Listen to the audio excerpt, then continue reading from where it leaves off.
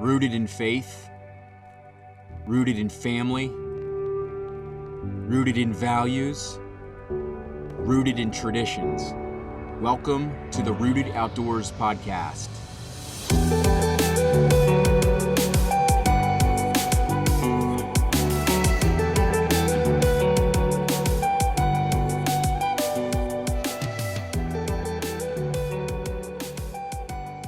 Welcome to the Rooted Outdoors podcast.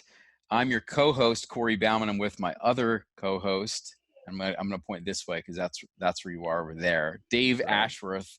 Dave, what's up, buddy? Not too much. Just hanging out, ready to podcast. Got Ready an to awesome podcast. guest tonight that Awesome guest. I feel like we've been wanting to have him on for, 5 years now. It just hasn't happened. Yeah. So.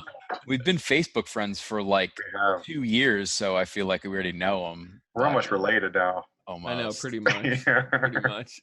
Dave, why don't you introduce our guest? Yeah, let's just dive right in. Dive right into this thing, man. It is our pleasure to have Brad Hruska on the podcast tonight.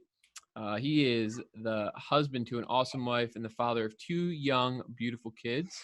He's a 6th grade math teacher, and he's co-owner of Driven Purpose Outdoors and Driven Purpose Productions. Brad, welcome to the Rooted Outdoors podcast. Thank you guys for having me tonight. Yeah, for sure. We love guests. Yeah, we love guests, even if you got they're a special kids. guest there.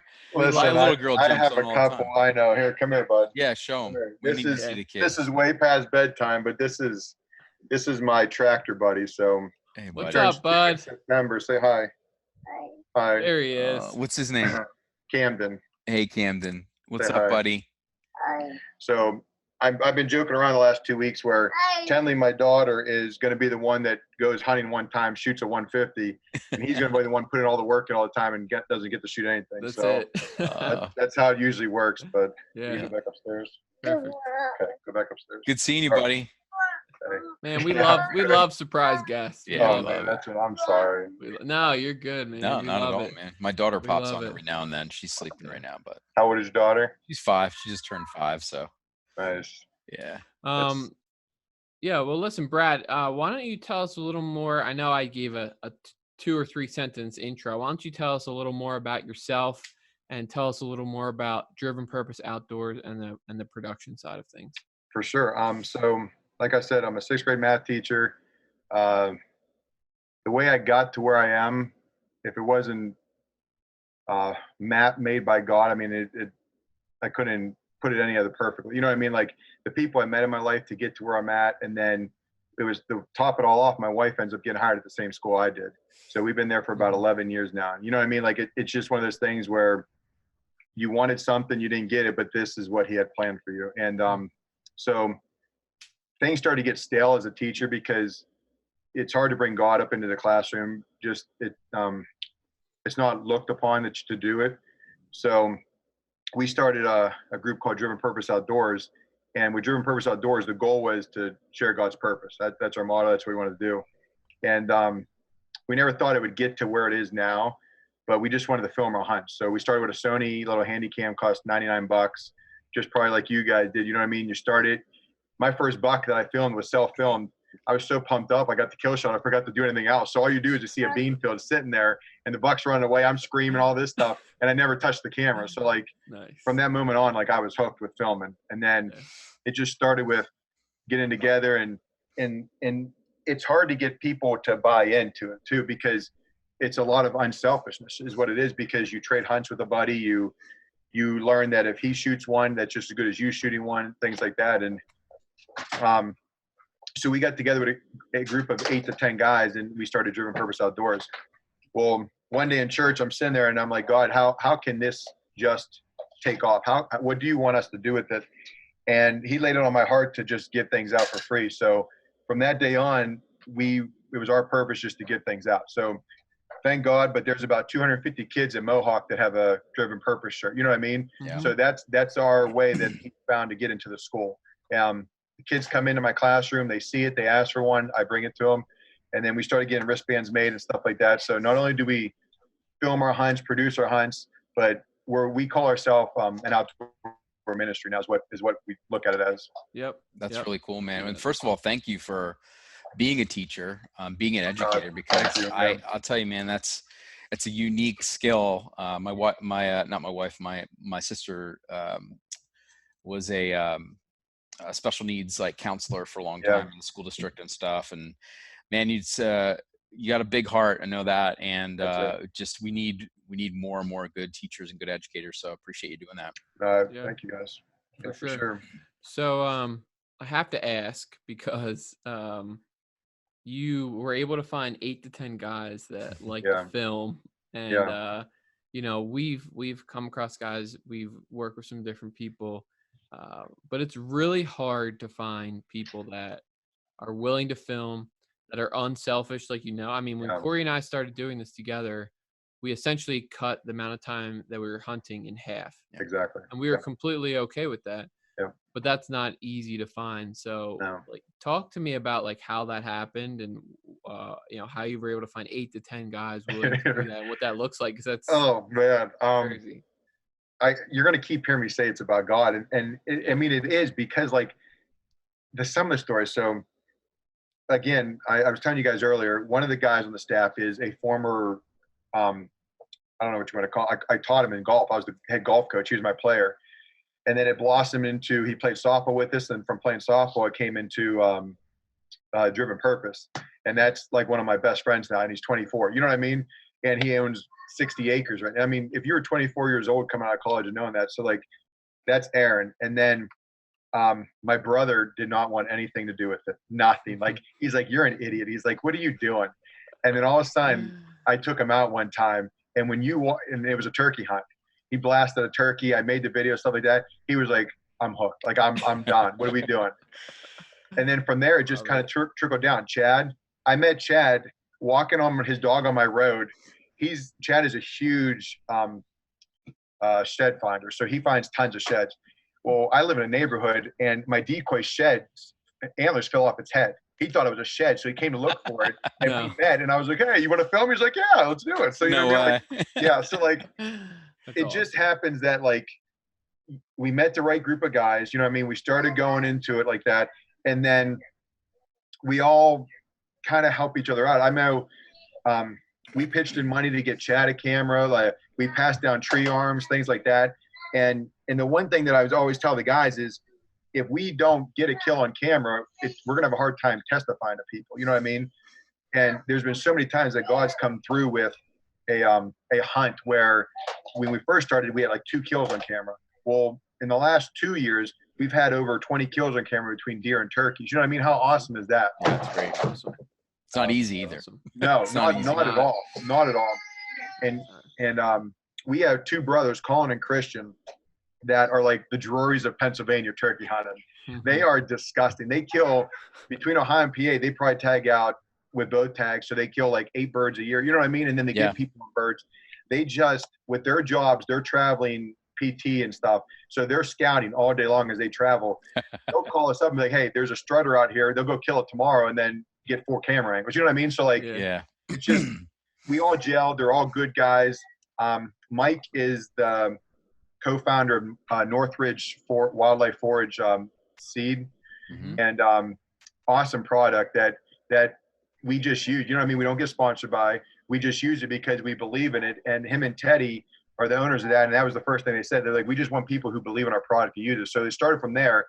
Mike actually got started with Midwest Whitetails. He was a camera guy for them back in the day before he got married and stuff. So he brought his filming expertise into it and stuff. So gotcha. Yeah, like we have a lot of guys self-filming. We have about 4 guys to 6 guys teaming up. You know what I mean? So like we do. If you take a day off and it's that guy's turn to hunt, that guy's up. And then I watched Aaron kill a 160 off a piece of property that I got permission at, and we never stepped foot on it. We were there for 2 hours. He came running by and he blasted, and we were hugging. You know what I mean? And I thought I shot it. You know what I mean? It's just an awesome experience, and it just adds such an element to the outdoors. It does. We had Jared Mills on our podcast about a year ago. I'm sure he knows Mike because they were both. Well, I know Jared was with Midwest Whitetail. Yeah, still is. So, good dude. Yeah. Mike talks a lot about those guys and everything. Yeah, they're good. Talk to me about a little bit, and then we'll kind of dive into our first topic. But I know that you're really passionate about what you're doing and what your mission is. Talk to Mhm. me about like the ultimate goal of Driven Purpose Outdoors and like where you want to take that, because I think it's really important. It's crazy. When we first started, I think like anybody, our goal was sponsors. Our goal was to get a hunt on TV. Our goal was to just kind of like do what everybody else is doing on the outdoor channel. You know what I mean?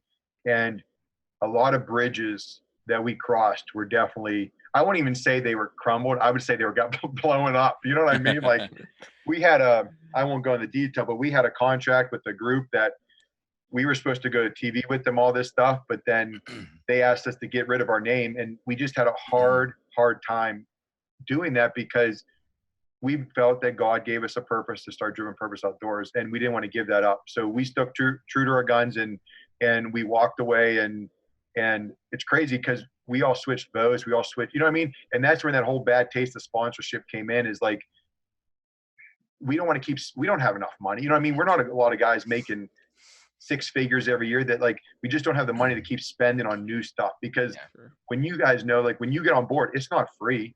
You might get 30% off, but you got to keep buying stuff. And it just, so that's where we started. Now to the point is we started something called Bows and Bibles. And every Wednesday night, I would feel that that's our goal, that if we could spread that across Pennsylvania, Ohio, the United States, and got churches to start Bows and Bibles on Wednesday night, it's just getting community members, men, women, children, come out, shoot the crossbows, recurves, compounds. We just fellowship with one another for about an hour and a half.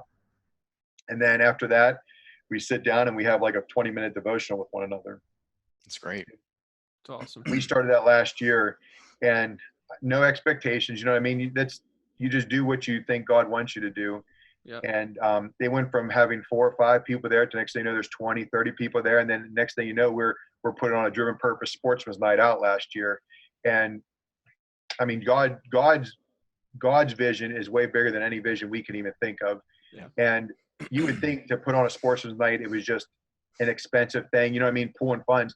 But between the donations and our production company fund and stuff like that, it was a great night. We gave away a free crossbow. We had Aaron's dad donate a free crossbow to a girl. And so we said, you know what, if that's what we're going to do, then whoever wins that crossbow every year as a kid is going to come onto our new property and do a hunt.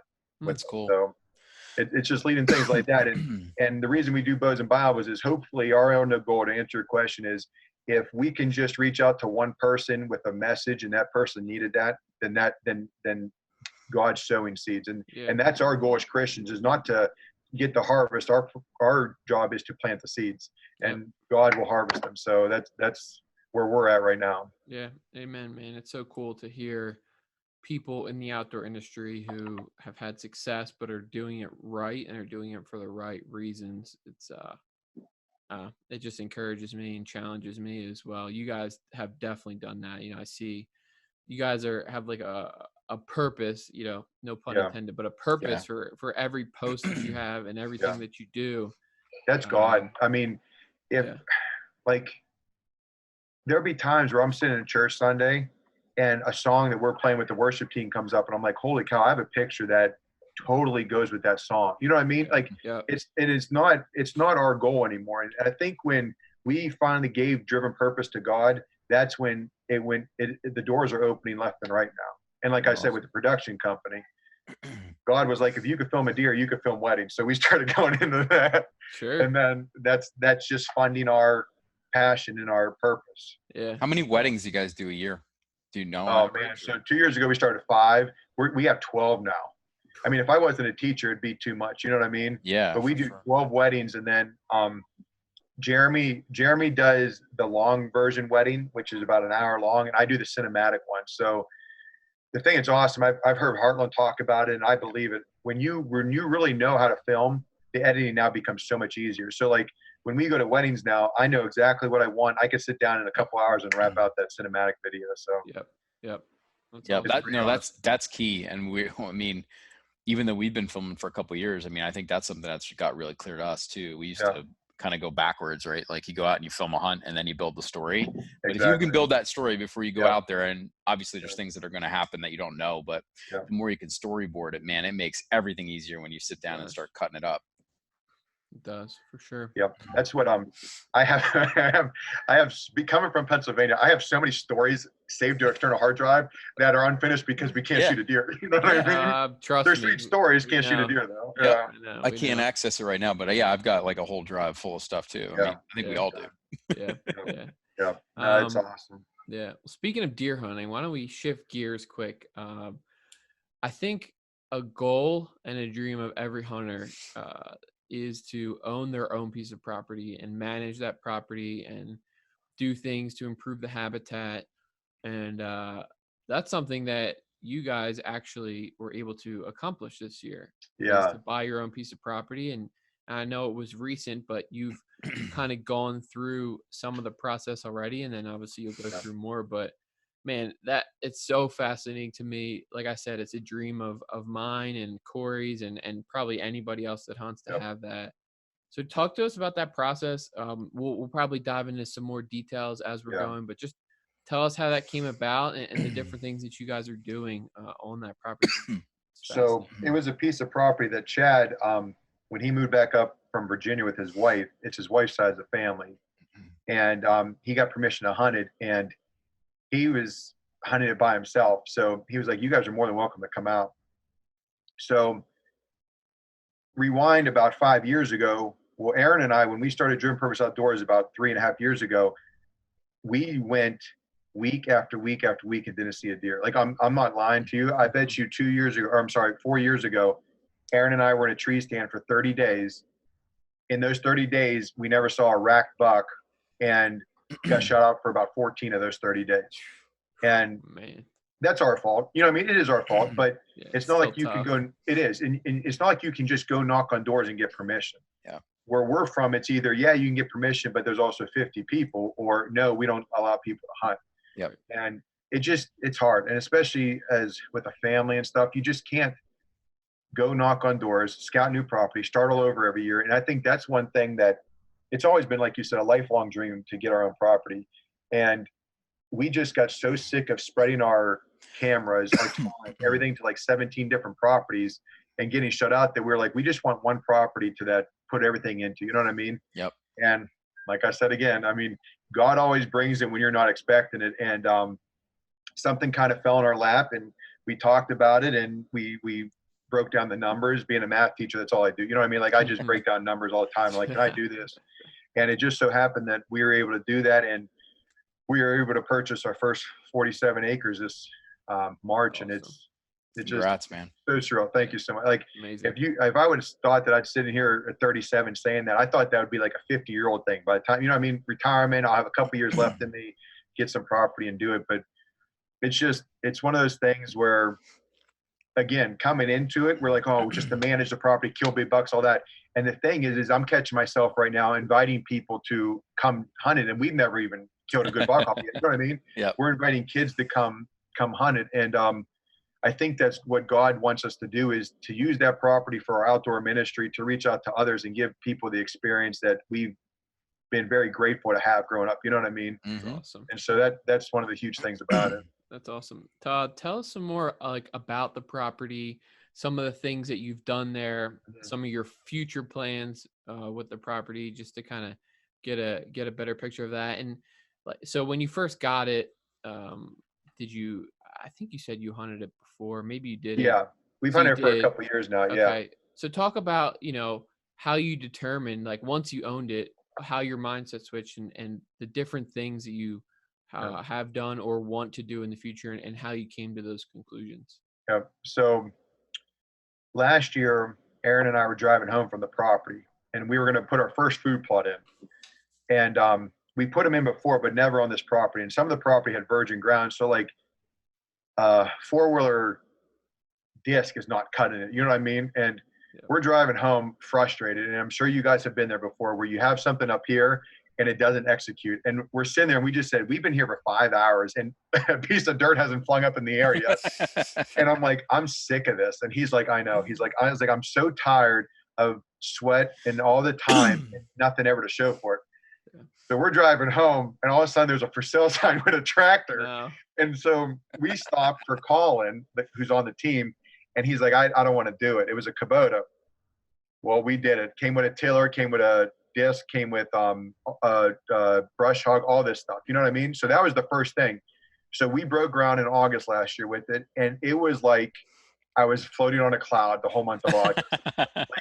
When you're on your own tractor and you're breaking ground, like I have no idea what I'm doing, but I feel like Farmer Joe. You know what I mean? Like you just feel like a farmer. So that started that, and then comes out, then we ended up purchasing this property. So the first thing we wanted to do was we took this old Christmas farm that the pine trees were planted too close together about 40 years ago, that they had to cut them all down basically.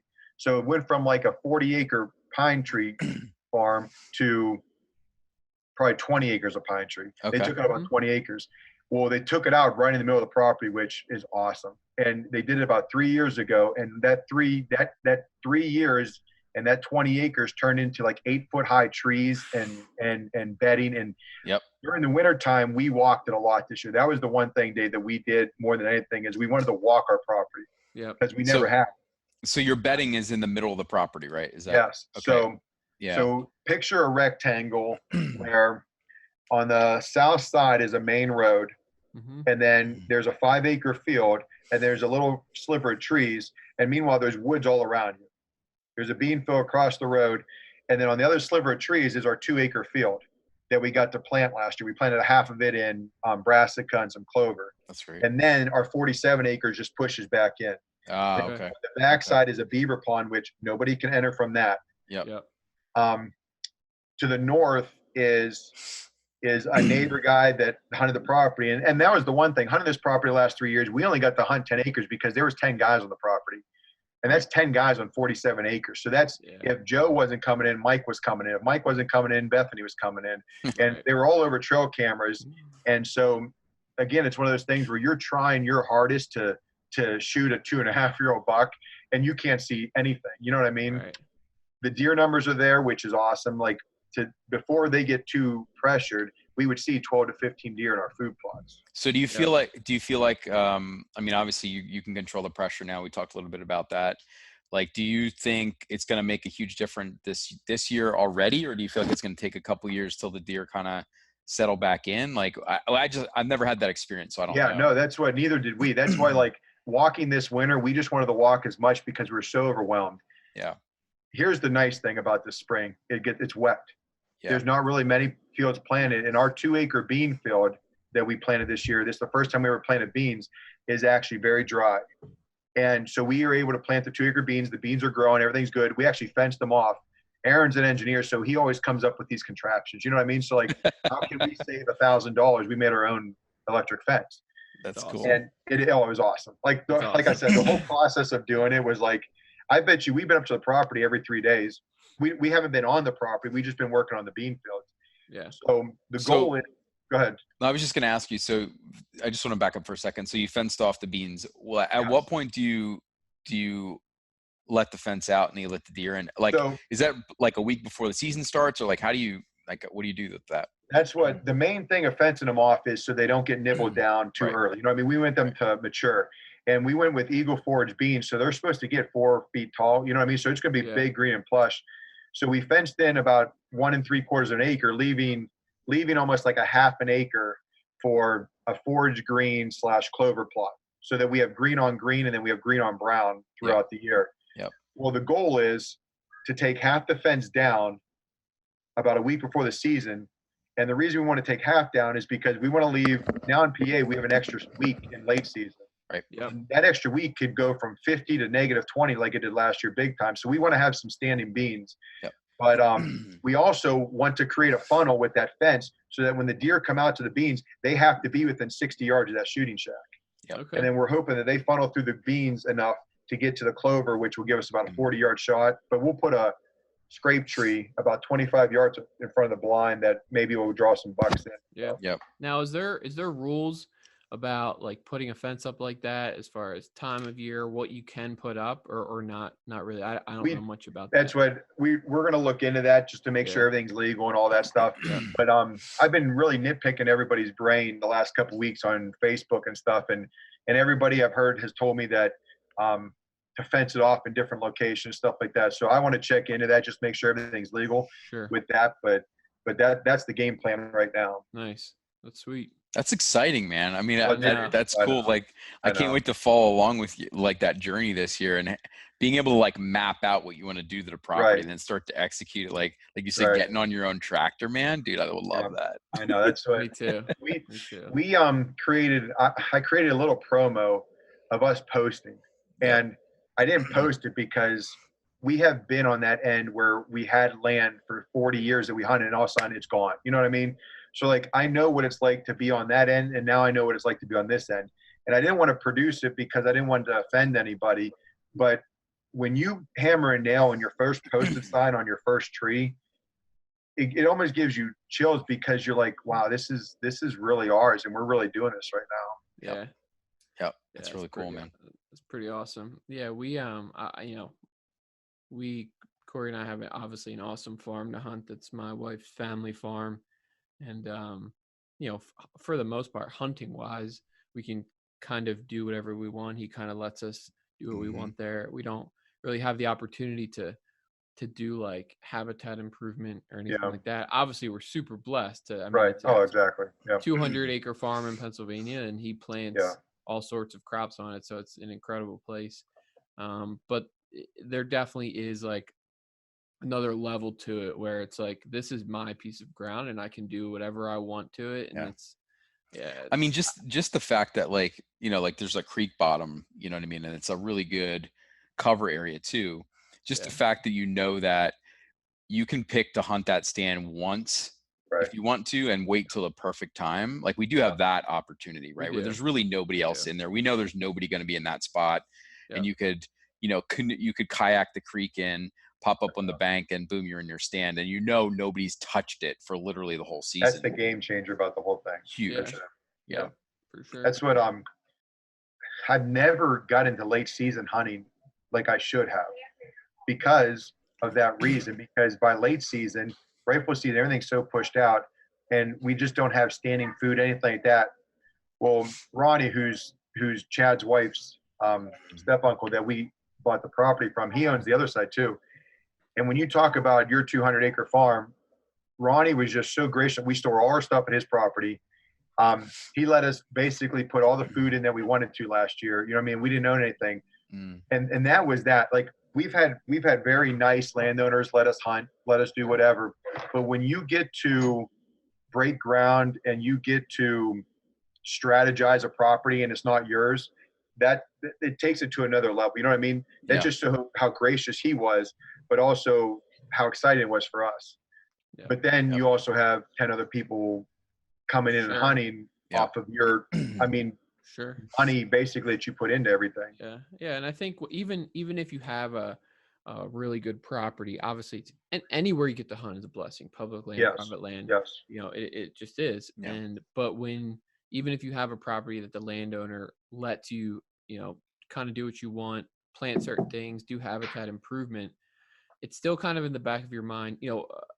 Our situation is a little bit different, but it's still in the back of your mind that person could leave. They could sell their property. They could decide that their best friend decided he wants to start hunting and he's going to hunt it by himself. So you kind of have this thing where, okay, I'm doing all of this work and it could disappear tomorrow. Exactly. Where if you own your own, it's like, no matter what, like it's going to be there tomorrow for me.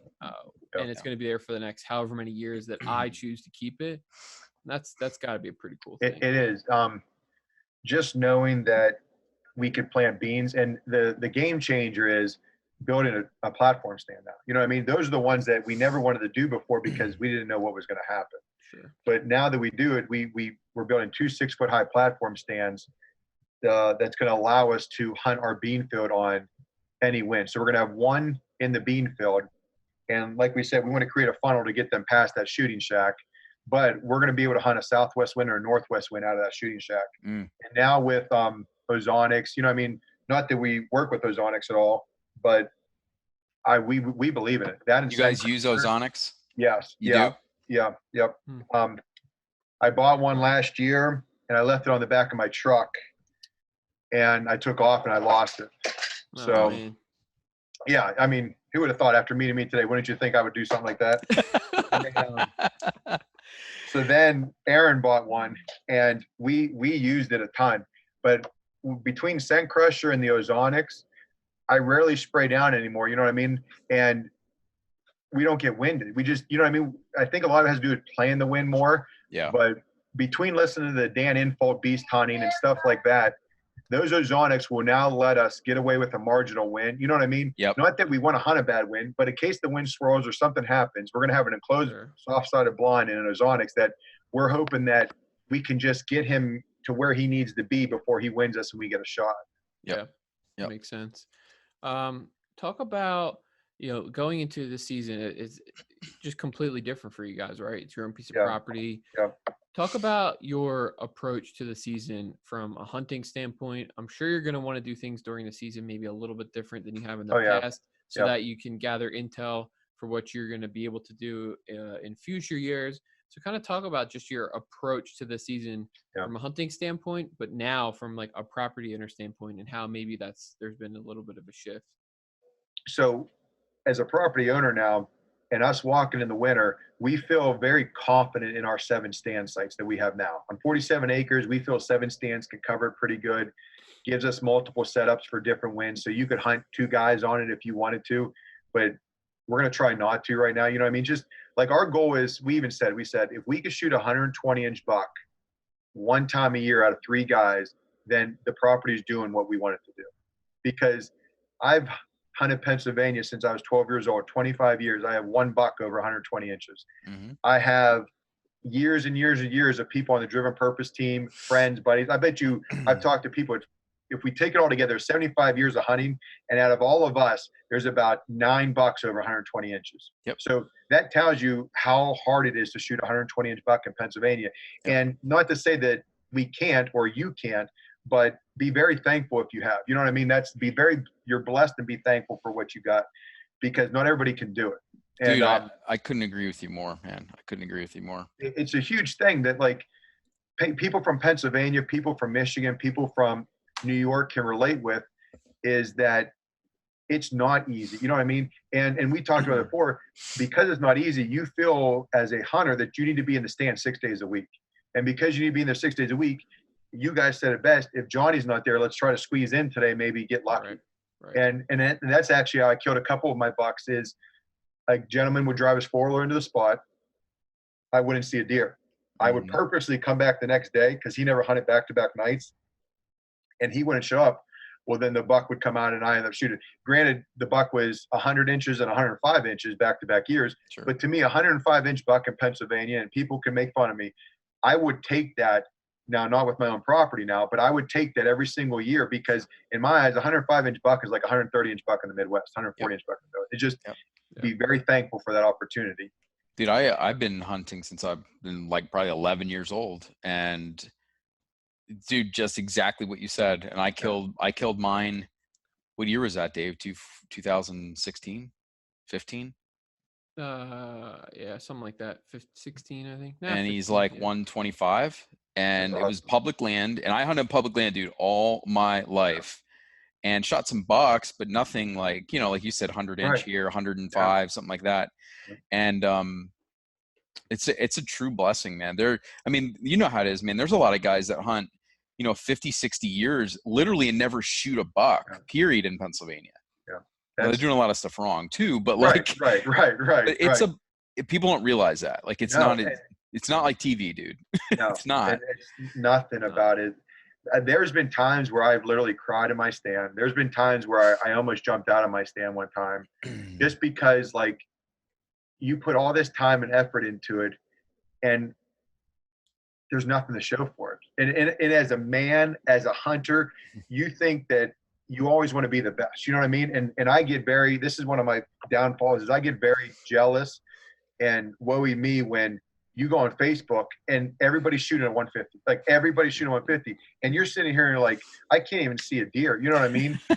Dave's laughing right now. Right. You know, like, and then you sit there, and the next thing you know, me and Aaron are sitting back and be like, dude, why can't we shoot? Why can't we see anything? It's not even shoot something. Why can't we see something? And then I get this attitude where, oh, well, he has better property, or he has this, or he has this. Because my whole mindset growing up is, if I'm not good at something, I don't have fun. You know what I mean?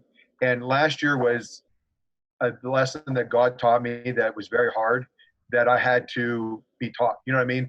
I had to be taught that just because you're not killing something or seeing something doesn't mean you're not having a purpose in what you're doing. Yep. And after I apologized to some friends, after I kind of sat down and took some time with just me and God in the morning, January 21st last year, I was blessed to shoot this probably 95-inch buck across the border in Ohio. It was like January 21st. It was the best hunt I've ever had in my life. And I saw one buck. I had to self-film. It was like negative 25 out. Oh, I almost passed out going across the field because I had camera gear, 2 things. I had a body heater suit. I mean, I looked like a hot mess. And I'm sitting there, I was like, I'm going to die in a field walking to the blind because I can't breathe. It's so cold. I was like, I almost texted my wife, like, if you don't hear from me, come find me in this 17 inches of snow. Oh my gosh. So I finally get to the blind, and just like anything else, the blind's caved in. I pop it up, 6 inches of ice come flying off. It sounded like fireworks popping. So I finally get settled in there. Next thing you know, 35 deer funnel out into the standing bean field that we had. Jeez. I'm sitting there and I don't even know what to do because I just want to shoot a doe. I go to try to shoot a doe. I couldn't shoot one because they were so huddled up and they ran away. And I was like, are you kidding me? So then I was like, typical, this is just the way the seasons go. You know what I mean? It's just, and you guys have all had those where it just doesn't go right. So they all come back out. And then wouldn't you know it, out of all the rut sits I had, this buck came out, scent checked every doe, lip curling on January 21st, and came right into me, and I shot him at 20 yards. So and it good. was the best thing. I've never seen that many deer at one time before. It's awesome. It didn't matter. He could have been a spike. Yeah, and I was calling Brian, my brother, I was going nuts. I was like, this was the best thing I've ever, you know what I mean? Yeah. But it took me to kind of sit back and get my thinking straight. You know what I mean? Get my priorities straight, get my life straight as an outdoorsman to really enjoy that success. Because like you said, Corey, the one thing we get caught up in is we get caught up in numbers. We get caught up in success as in numbers. And I've had more successful hunts coming out of the woods empty-handed than I have with a deer. And it's something that I've really had to learn these last couple of years. And I get kind of caught up in doubting, you know what I mean? Doubting the situation, doubting our potential, doubting our everything like that. And we just need to leave it up to God, and it's all in his hands, and he'll bless you. I think everybody as a hunter too goes through different phases. And we were just talking about this a couple of weeks ago. Like sometimes you gotta step back from it, and you gotta really look at the reason you hunt. Like I know I went through years where I shot a lot of doe. And so like, you know, there was many times where I'd go out and I shoot a doe, and then that became what hunting was. Like it became kill, like it was a kill. And then I went through, just like everyone, you go through a phase where you're not seeing a lot of deer and you're not shooting deer. And then you really start to think about like that's not really the purpose you're out there for anyway. And you start to enjoy it a little bit more, I think, but you have to be intentional about thinking that way too, you know? Right. And it's hard because you go in all gung ho to that season, and then all of a sudden, like 17 days later, you're like, we're halfway through and I haven't even seen a buck. You know what I mean? Like it just, you always put that time to. We're like, oh, we still got 7 weeks. Then they say, no, like we have 4 weeks. We have 2 weeks and 2 days. We now have 58 minutes to shoot a buck, or we're not going to tell you. You know what I mean? Like, but now, like that changes. To go back to your question, Dave, with our property is we've never had a gun spot. My camp that we've always hunted our whole lives, come gun season, they just disappeared. You know what I mean? So I've actually, in all my deer, I've only killed 3 bucks with a gun, maybe. We just never had success with a gun. So again, hunting 6 days, but also hunting during archery season, I felt was the only way that I could shoot a deer. Yeah. And with the property the way it is, we haven't got a single buck on camera yet. We've only put one out. We actually started running that cutty link this year. Yep. So when we get back from Missouri, we're going to put out the cutty link. We got about 8 cameras, and we're hoping to put those in places that we don't want to go. So we don't want to intrude on the property, but we do have a couple of stands to hang and a couple of food plots to finish that are kill plots that we're just going to try to do it all in one weekend and then stay out the whole month of September and half of August. Yeah. But because it was wet, there's a bean field in front of us, our bean field, and there's nothing else around really. So we're expecting as the season goes along between our greens and our beans that more deer should be moving in. And we now have 19 acres to hold them. You know what I mean? So like we've known that it can hold 20, 30 deer. We've seen it before. We're actually trying to hunt a buck called Erlacher. Okay. And again, when you have your own property, you get to name them now. Apparently, that's the rule. So, like, Apparently. You we have never to. named a deer because we never saw the same deer twice. Right. So we have this buck that showed up last year during archery season. He just knew. You know what I mean? He's one of those bucks that just know. He was on the cameras in daylight, and this is what bugs me up PA from the end of gun to late season. There's that gap where you can't hunt. He was on camera every single day in daylight shooting hours, every single day in our turnip plot. Well, as soon as season came, it was every other day or every 3 days. Mm-hmm. So we got 2 days to go after him just because of our schedules and stuff. Me and Aaron went after him. We actually pulled in and did a ground hunt. We brought in our turkey chairs. We went in a pine tree. And for the wind, we knew where he was coming. We went and hunted. Again, did we see him? No. But it was so awesome sitting on the ground, having deer 10 yards away from you in the turnips, not knowing you're there. And again, awesome. we took that, you know what I mean? That was just a successful hunt that we enjoyed, and it was awesome. But Erlacher ended up changing across the road to the other property we get to hunt, and he shed over there. We didn't find him, but we knew it was him still. So nice. we want him. Like, he's not the biggest buck. He's just, he has no neck. I mean, his neck is like this big around. So like, we called him Erlacher because of Brian Erlacher, the linebacker. That's funny. Yeah. That's So funny. Story we're of gonna go Erlacher. come back. I like it. I love it, man. It is fun when you start to get to name deer. I know, that's It's what fun, like man. everybody does it, so why not do it? You know what I mean? Yeah. Yeah, you got All the to. cool kids do it, so Yeah. Why not? exactly. We probably never see him again, but at least we can say we had a buck called Erlacher. We saw right. one year. We had one year on the farm that literally strolled through, and it was probably the second week. Was the second week in November? Something like that. Yeah. Dude, he looked like he had a sword on that one side. Yeah. He was like, you could just tell he was an old deer, like Mhm. old deer, like jaw hanging open, like completely just, he came from like 2 miles away, probably cruised the edge of the field, and he was gone. We never saw him again, ever. Ever. That was like our life. Like my camp where we're from is just thousands and thousands and thousands of acres connected. So there's no purpose for anything. So like you can hunt a trail and then the deer will be 50 yards away. Like, oh, I need to move my stand over there. You go to move your stand over there. Now he's 80 yards the total opposite way away. You know what I mean? Like there's just no rhyme or reason for what the deer did. We have the funnels and stuff, but they weren't strong enough between food sources to kind of get on deer. So we grew up with that. Like people are like, oh, I saw this nice 8-point last week. I saw him this week. I was like, I've never seen the same buck twice in one season, let alone to next year after that or whatever. But sure. But that's just growing up in the, we call it the mountains up in Franklin, Pennsylvania. Yeah, makes for sense. sure. Makes sense. I want to kind of stay on a similar topic, but shift gears again a little bit. Obviously hunting takes up a lot of our time and our energy and our thought. And then, I can't imagine now owning your own property, the amount of thought and time that goes into that.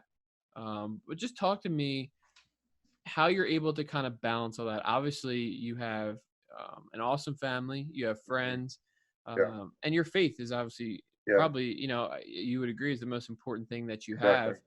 So how are you able to balance all that and still find time to get into the woods and do what you want to do? Everybody needs, we joked about everybody needs an Aaron. Well, that's the motto. Everybody needs an Aaron. Aaron's 24, engineer, smart as can be, you know what I mean? Just has time. And so Aaron's our saving grace when it comes to a lot of this. Like he knows how to do everything, you know what I mean? Fix everything, all that stuff. So when we bought the tractor, back to the tractor, he knows how to do everything with the tractor. So that was a huge thing. Not only do I teach 6th grade math, I also coach the varsity softball team in the spring. So there's nothing worse than a rain out and you got to play on Saturday come turkey season. You know what I mean? So like things like that. We've been up to the property more than ever. My wife's awesome. I mean, there's just plain simple. My wife is awesome. Have I neglected it sometimes? Absolutely. You know what I mean? Have I made hunting an idol? Absolutely. And I think with Driven Purpose, it really put things in perspective. My goal 10 years ago was to fill my trophy room. That was my goal. That's probably the last thing on my mind right now. You know what I mean? That's the last thing that I'm worried about is putting another deer on the wall. If it happens, it happens. If not, I've been very blessed for the ones that I do. So the first thing is my wife's awesome and she allows me, and I hate saying allows, but like she's very supportive of what I do. Does she want to go help me? Not at all. Does she even want to step foot in the woods? Not at all. You know what I mean? We've been together for 15 years, married for 10, and we went fishing with the kids last weekend for the first time in 15 years. We did something outdoors together, and she's not going to see this, so it doesn't matter. She had a blast. Like, she's like, I got another one on. You know what I mean? Yeah, And yeah. I've never thought my wife was more sexier than anything. You know what I mean? Like, it was like a whole nother element to our relationship, Sure. seeing her enjoy herself on soon to be our property. You know what I mean? Right. So that's huge. And then now that I have a 3-year-old and a 1-year-old, they're going to be 4 and 2. Tenley just loves going. Camden just loves tractors. So like the last 2 days up at the property, we cut food plots and we sprayed food plots. He went both times, rode the tractor. So that property now, you know what that property is doing is it's making my bond with my kids even stronger. And I'm a huge sports guy. Played sports, pitched in college, all that stuff, coached softball. If my kids said they don't want to play sports, but they want to get in the outdoors, that's all I care about. And I'm not saying that in another way. It's just the relationship between a father and son and a father and daughter in the outdoors is way different than sports, because it's you two and God on a stump eating a Swiss salami sandwich together, and you get to talk to one another. And that's the main thing that I feel God has blessed us with, is I'm going to be able to share this with my kids. Yeah, man. So, just to touch on a little more the relationship, with your wife, or, for someone out there that has, whether it's a wife or a girlfriend or whoever, a significant other, whatever that might be, husband, maybe it's a woman who has a husband who doesn't enjoy hunting. If you had to kind of put your finger on what has made that work between you guys, or what advice you would give to someone else who maybe they can't find that balance, maybe it's every time they try to go out, it's a struggle. They just can't figure it out. What would you kind of say to that person that's made it work for you guys? As a joke, it's called shopping. So like anytime I go in the woods, my wife's like, I'm going shopping. I'm like, crap. So it's like she's got me dead in a corner. You know what I mean? So she wins.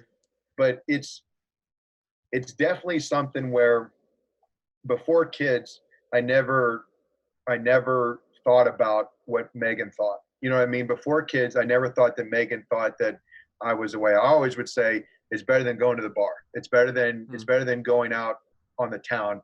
I'm going to hunt. I'm going to do stuff like that. But don't let that fool you. You're still neglecting your wife. You're still neglecting your home life. And sometimes that buck is not more than your marriage. You know what I mean? Or that turkey is not more than your marriage. So when we were first married, I mean, 6 days a week I was in the woods. You know what I mean? Things like that. I made it a purpose. I was like, I'm hunting every day of archery season this year. And did I shoot something? No. So again, there's God trying to teach you those lessons where it is. And you know what the hardest lesson is I know he'll provide.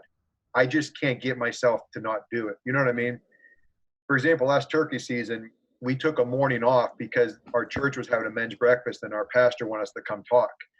Do you know how much that kills you when you only have so many days in the woods to hunt turkey and you're asked to go do something for God, that we were like, okay, I'm not kidding you. 2 hours later, I shot a bird. You know what I mean? So if there's not more proof than that, then I don't know what else I need. But that's the lesson where it's teaching me every year that you don't need to do all that. So putting Megan first, talking to Megan, we actually this past Easter started our first devotional together. You know what I mean? 10 years. It didn't go as planned. You know what I mean? Like we fell asleep with the kids. We would sleep in the separate beds and then we'd come to our bed at 1 o'clock in the morning. You know what I mean? Like life's not perfect, but my wife is the most important thing to me in the end of the day. And she is the opposite of me and I am the opposite of her. And we make it work because we never go to bed angry. I know that's a cliche, but we never go to bed angry. We never let things bother us and we never blow up on each other. You know what I mean? Like Tenley's always like, quit screaming. I'm like, Tenley, I'm loud. Like we're not screaming. I'm just a loud person. So like we voice our opinions. We might walk away with a little hint of attitude, but at the end of the day, she's my wife. I love her and I always love her. You know what I mean? Yeah, that's awesome. And just like, again, just to see her go fishing, I know that's something we're going to be doing a lot more. And that's huge. You know what I mean? That's to share something. I told her the whole time, I was like, we're sharing something that not a lot of couples get to share. And we're sitting next to each other, next to a pond fishing. And I mean, one, it's free. You know what I mean? It was free to do. You didn't have to spend any money. And two, I had more fun in that 15 years we've been together than any other time. Yeah, That's great, man. that's awesome. Yeah, I think something that you touched on that's been, and Corey and I have talked about this in length, is just like you said you talk to her about it, just the communication piece, and I think that's huge. You can't just, for me, my wife had never been around hunting before, Yeah. and it was unfair of me to just come in expecting her to understand like how important it is for me, Yeah. and Yeah. how much time and effort that I feel that I need to put in order to have the success that I want to have and enjoy it.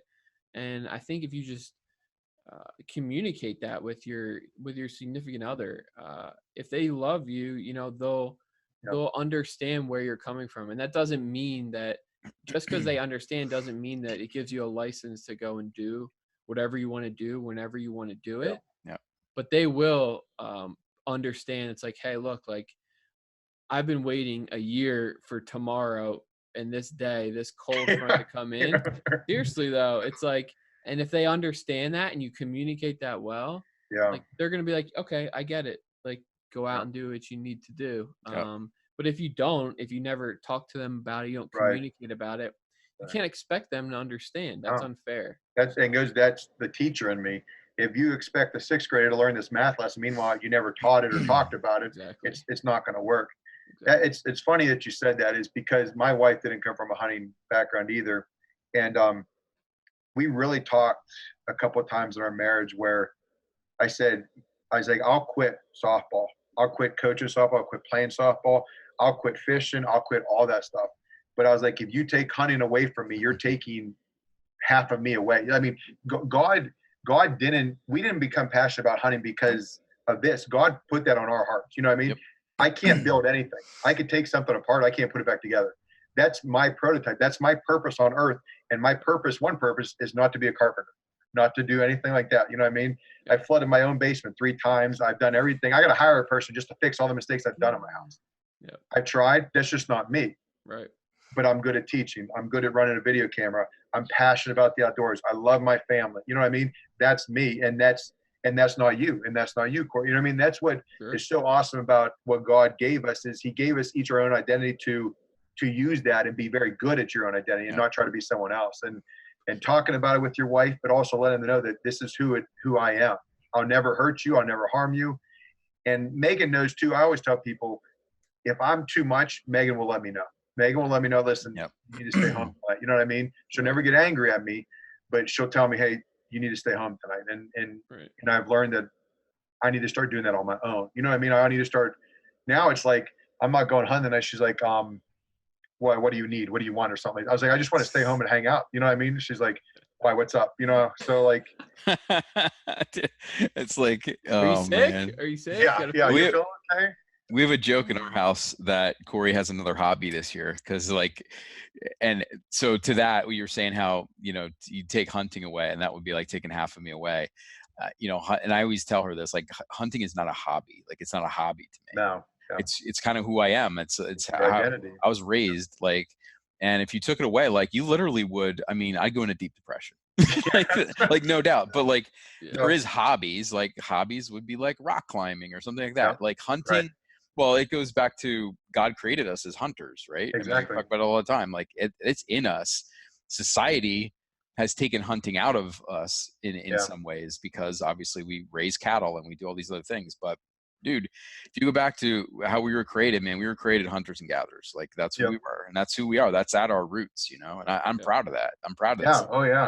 There, And that's where in our household, like, I do all the cooking too. You know what I mean? Megan takes care of all those things. So we all have our own things that we split up too. So it's not like, the one thing that I can say is this, is it's okay to go to bed with a dirty sink of dishes. You know what I mean? That's the one thing we talked about each other, is Megan is okay if we go to bed and the sink's dirty. I'm okay if the sink's dirty. You know what I mean? We don't stress about the sink being dirty, because little things like that, you go to bed, you're angry. You know what I mean? You're taking that out, but letting each other know that sometimes you come first, or each other comes first. That's a huge thing in the relationship. Yeah, 100%. And 100%. keeping your word, man. That's the one thing I've learned too. It's Yep. like that I Huge. did not know and learned, from just making That's mistakes right. like that. But dude, when you say, and we've all kind of pushed the limits at points, right? Where you're in the stand and maybe, it's you said you're going to be home for dinner at 6 and it's 5:30 and you got a 40-minute drive ahead of you and you've got deer movement and stuff. But I'm just much different than I used to be when it comes to that. Like I'll get out of the tree now because I know if I tell her I'm going to be home at 6 and I show up at 7, no matter what happened, it doesn't matter whether I killed a deer or didn't kill a deer or saw a deer. She doesn't care about any of that. All she cares about is that I told her I was going to be home at 6 and I broke my word. And like you said, not that she's letting me go, but in a way she's saying you can go, but you're saying you're going to be home at 6. Or, if I shoot a deer or something, I call her and say, hey, then that's a different story. But Sure. Sure. Yeah, it's just communication. It's just all about communicating and just making sure that you're both on the same page. So looks like we lost Brad for a you second. still there, buddy? He left for a second. He's out. Yeah. Hope he didn't pass out from that. Yeah. I hope not. It's getting a little intense in here. His wife might have been over listening and come in and She called him right out. gave him the hook. She's like, Yeah. you're done talking to these guys. They're bad influence on Called you. him right out. Well, I have one final question for him, but since he had to There he step is. out- He's there back. he is. Yeah, he's back. Sorry. back. I was pushing. No worries. I'm sorry. Yeah, we thought your No, wife that's- was listening and she came and ripped your headphones off or something. Yeah, Yeah, man. she yanked me out of the chair. I That's what know. I These thought. guys are a That's bad what I influence on you. Got to get you away from them. thought. She's like, it's bedtime, honey. Come to bed. That's right. Well, listen, we're coming up on an hour here, so I want to wrap up. But before we go, I'm gonna put you on the spot real quick for just one last question. What would you say is the biggest lesson that God taught you throughout last hunting season? I'm just curious. I'd like to hear what people have learned and what God's taught them. If you had to pick one lesson from last season that God taught you through whatever, maybe it's a story, maybe it's just the overall season, what would you say that was last year for you? Definitely. As far as 365 day go, that lesson was just trust my timing. You know what I mean? From deer season to end up after deer season, we ended up purchasing the property, and the property was all within like a month and a half. Yeah. Just trust my reasoning and trust his path. The stories that I could just sit here and tell about the doors God's opened, shut, things like that, the sicknesses in our family that we're dealing with and why we're dealing with them, the deaths in our family and why do we deal with that. Just all goes back to, if you can sit there and see God through it all, that's the most important thing. My dad's battling cancer for like 7 years now. You know what I mean? It's hard. It's hard seeing him not hunt. It's hard seeing him all that. But this last doctor's appointment, his cancer count got cut in half. So that means something's working. But throughout the whole entire thing, we're praying. We're giving God the glory because we know there's a better purpose. And I know where my dad's going when he passes away someday. And there's a difference in our relationship with Christ when you know that. Funerals aren't that sad. Right. And I didn't notice that until about a couple years ago, but you can mourn, but when you know that person is gone to heaven and you're going to see them again, death isn't scary.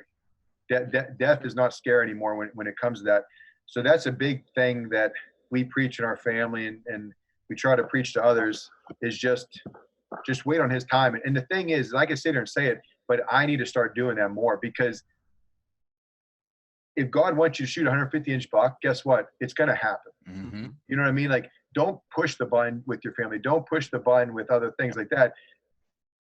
Do it in a way that you would respect your family. Do it in a way that you respect God, and it's all going to work out in the end.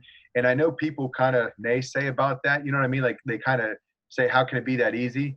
The thing is, though, it is that easy. You know what I mean? Like, we just as humans think it's not, because we're so little-minded when it comes to his big plan, that if we would just give it to him, sit back and let him take care of things, it is that easy. Yep. Man, that's awesome. It's so true. It's so hard to So do hard. that, Yeah. but it's Yeah. so true. It It's is. so true. It is. Man, I appreciate that. And I appreciate you Yeah, man. coming on here and chatting with us tonight and just Appreciate you guys. speaking some truth. Man, it's been awesome. And I have a feeling that we're going to be doing some more things together in the near I really future. hope so. You know, we I really have hope so. a common goal. You know, at the end of the day, we were put on this earth to share the love of Christ with people, Exactly. because we have a hope, and it's our duty to share that with people, and we both have that common goal. Yeah. So I'm excited to see the plans that God has for us and your group together moving forward. For sure. No, I appreciate everything you guys allow me to come on today and ramble on, but just give God the glory. And I always say there's a reason that we're sitting here talking to each other right now. So there's got to be a bigger purpose about it. For Amen. sure. Amen. Corey, you got anything else before we I got wrap up nothing, man. here? I mean, I just, again, just thank you for coming on. It was good I know you got to know Dave a little bit over the last year. I really haven't talked to you, so it was good to really get a chance to talk to you sort of face to face. For And sure. Thank you. looking forward, man, to seeing you in person soon. I mean, who knows? Yeah, Maybe for this sure. fall we'll get together and do something. And For sure. I mean, we've been talking about some stuff maybe coming up, during like the show season and stuff like that. So we'll keep in touch, man, for sure. Yeah. Before we go, reach out. Great. Before we go, Brad, tell us how people can reach you, where people should follow you, all that good stuff. So we run mostly everything on Facebook. We do have a YouTube page called Driven Purpose Outdoors. Facebook is also Driven Purpose Outdoors. We'd love for you to, if you're in the western side of Pennsylvania, try to get to Bows and Bibles with us on a Wednesday night. But if you can't, tune in. We do a Facebook Live, and then we share it, our devotionals, and kind of the same thing like we did tonight. We just talk and we read a devotional together, and just kind of, we're always there if you need something. So if you guys need prayer requests, anything like that, just want to talk to us. If you want a shirt, you want a wristband or whatever like that, reach out to us. We'll send you one. That's awesome, man. Awesome. Thank you, Brad. Yeah, thank you guys so much. I appreciate it. For sure. And thanks everybody out there for listening. I hope you enjoyed this podcast with Brad from Driven Purpose Outdoors. And we look forward to talking to you in the next one. See you. God bless, guys.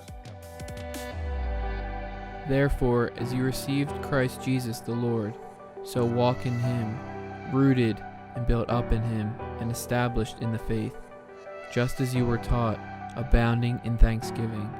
Colossians 2:6 and 7.